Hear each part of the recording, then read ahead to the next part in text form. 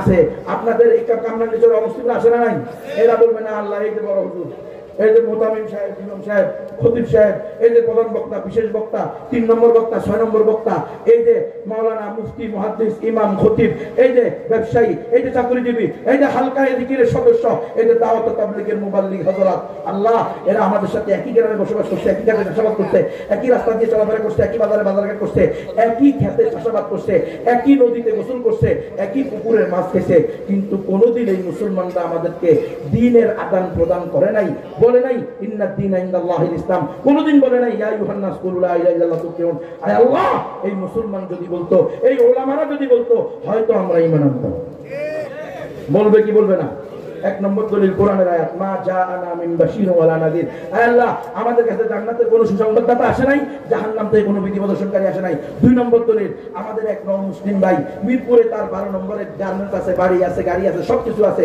2021 সালে মাওলানা কালিম সিদ্দিকী সাহেবকে আমরা বাংলাদেশে নিয়ে আসি, তো বগুড়া জামিল মাদ্রাসা ওনাকে আমরা প্রোগ্রামে নিয়ে গেছি। তখন ওই মুসলিম ভাই আমাকে বলল, নবী ভাই, আমার মা বুড়ো হয়ে গেছে, আমার মা যে কোনো সময় মারা যেতে পারে, এখনো মুসলমান হইতেছে না, আপনি আমার মাকে দাওয়াত দিবেন। বগুড়া জামিল মাদ্রাসায় প্রোগ্রাম করে আমাদের গ্রামের বাড়িতে যাইতে মাত্র 1 থেকে 1.5 ঘন্টা লাগবে।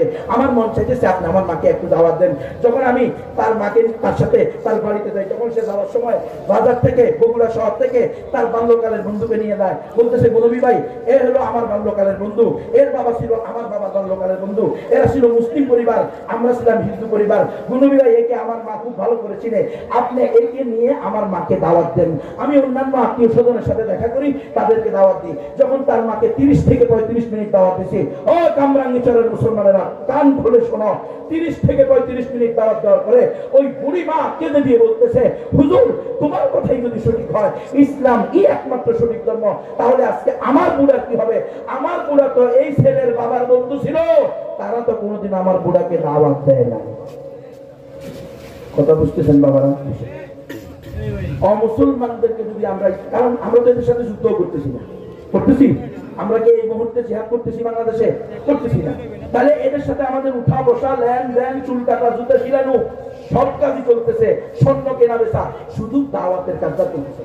এই জন্য প্রিয় ভাইরা, এই কাজটা আমাদের করা উচিত। এই কাজ যদি আমরা আজকে 53 বছর ধরে করতাম, তাহলে আজকে ইসলামের মতো উগ্র সন্ত্রাসী তৈরি হইতো না।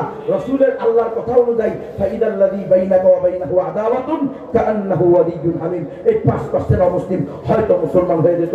আল্লাহ তাআলা আমাদের সকলকে পরিপূর্ণ ইসলাম জেনে প্র্যাকটিস করার, অন্যকে দাওয়াত দেওয়ার তৌফিক দান করেন। আমিন। ওয়া আখিরু দাওয়ানা আলহামদুলিল্লাহি রাব্বিল আলামিন। আসসালামু আলাইকুম ওয়া রাহমাতুল্লাহি ওয়া বারাকাতুহু।